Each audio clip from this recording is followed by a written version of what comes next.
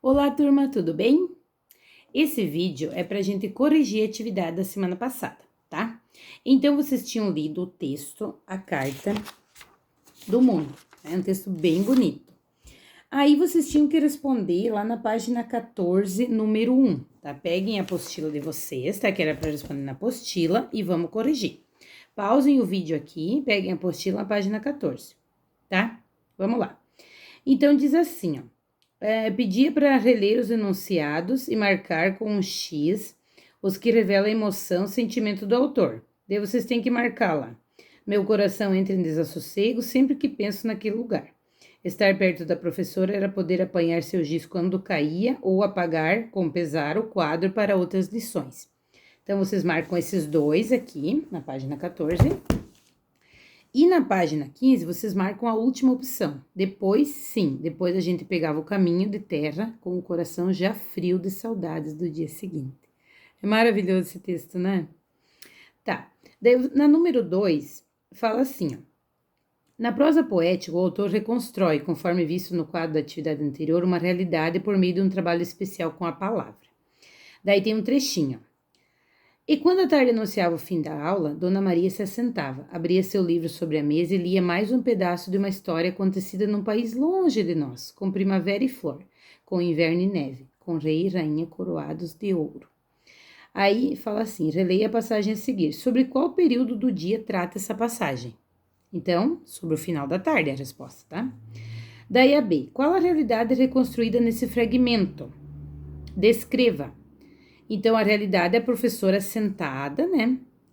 E lendo um trecho da história para os alunos. Daí, na C. Qual trecho nessa passagem revela um trabalho especial do autor com a palavra? Copie nas linhas a seguir. O trecho é quando a tarde anunciava o fim da aula, tá? Marquem lá. A letra D. Justifique sua resposta ao item anterior. Ao dizer que a tarde anunciava o fim da aula, o autor do texto dá vida à palavra tarde, atribuindo a ela uma função própria de ser vivo, que era anunciar, tá? Então, o autor dá vida à palavra tarde, atribuindo ela uma função que era anunciar, tá? Então, essa é a resposta à letra D. Na número 3, na prosa poética é comum haver narração e descrição. Daí era para marcar nos enunciados, né, com D se fosse descrição e com N se fosse narração.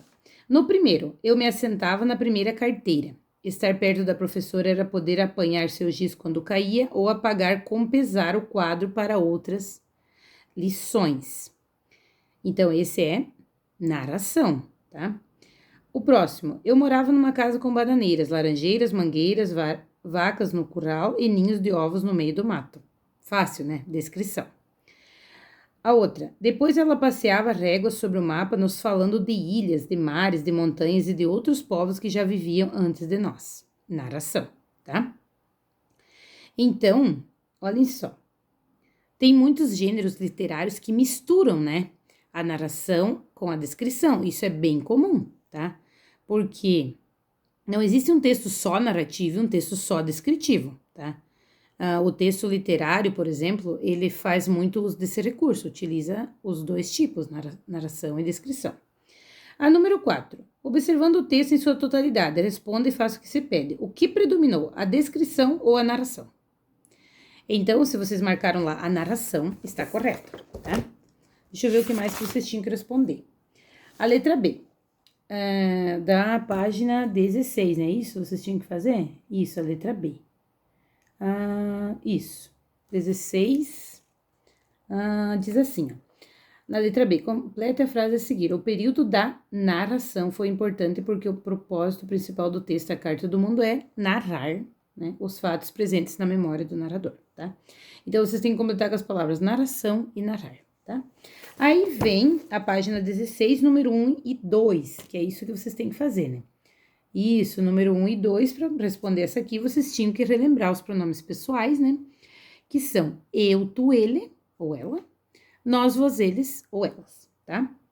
Então, eu tinha que ler o trecho ali, sobre minha memória, aquele quadro que tá ali na página 16, e daí responder, tá? A primeira pergunta assim, essa narrativa poderia ter sido escrita em terceira pessoa? Então, vocês analisem bem lá o quadro, vejam as palavras que estão em negrito e observem que não poderia ter sido escrita em terceira pessoa, não. Por quê? Porque o narrador está falando de si mesmo e dos acontecimentos que marcaram a vida escolar dele, tá? E na número 2, na frase seguinte, em vez da primeira pessoa do singular é usado o pronome verbo da primeira pessoa do plural. Por quê? Explique sua resposta. Então tem a frase assim, ela apoiava o dedo em um ponto escolhido e nos dizia que vivíamos ali. Então, ele usa então a primeira pessoa do plural, né? Nós e vivíamos. Então, o narrador está se referindo a ele e aos colegas, então por isso que foi utilizado estes pronomes, certo?